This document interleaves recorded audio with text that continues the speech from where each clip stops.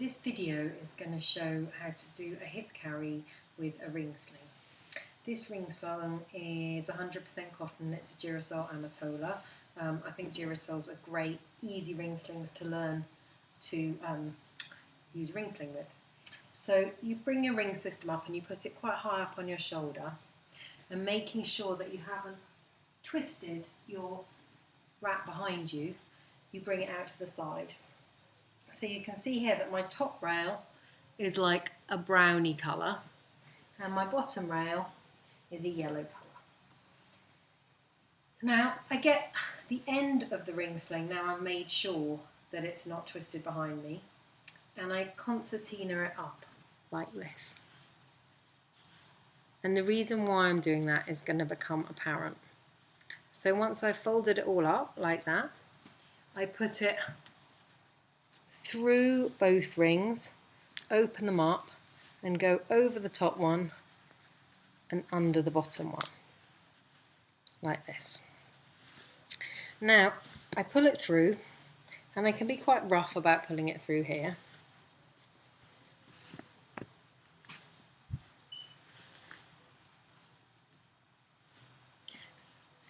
And I pull it through until it's about, this is how you size your ring sling. So here I go, okay, that's where my baby's going to sit.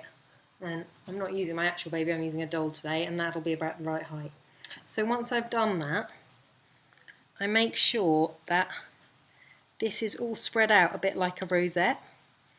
And the reason you need to do that is because you're going to be tightening your bottom and top rails.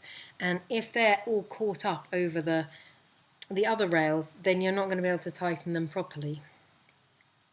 So what we want to do is we want to create this nice rosette effect here, so that all the rails are not trapped underneath each other. So that gives you a bit of a sense of it. And there's my top rail, make sure that's free, and my bottom rail. Okay, now I've done that, what I want to do is I want to check my size, and again that's about right, about there.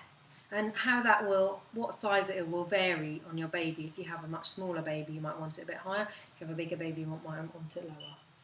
So once I've done that, I want to tighten my bottom rail. So I come from the back here and pull it all the way around towards the ring system, and then using my thumb here, I just pull that through. And then you can see that my bottom rail is nice and tight. Now I want to make sure that my top rail is loose enough to fit a baby in. So if I want to loosen that slightly, I just put my finger here under this ring and pull some of the slack through. So I've got a nice pocket here. Now I get my baby and I put them on the same shoulder as the hip I'm going to put them in. And I reach through underneath my ring sling and grab both legs and lower baby so it's sitting on the ring sling essentially. And here I just need to shift these back up a little bit, which I should have done really before I put the baby in. So here you can see that the baby is sitting basically with the wrap running from knee pit to knee pit. Now I find my top rail here and I just slowly slide it up over the baby's back.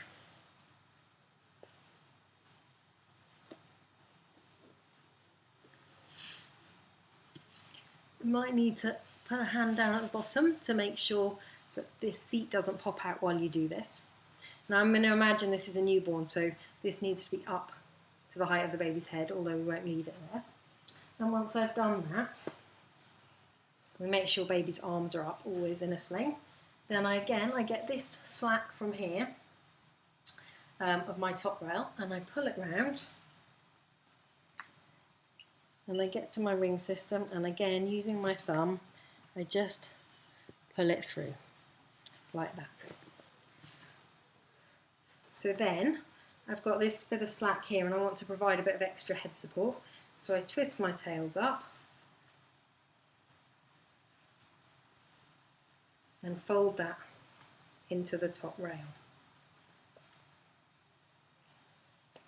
Turn baby's head so they can see, and you can see then the baby's in a nice position. Their knee pit's the higher bit, nice rounded back and tilted pelvis.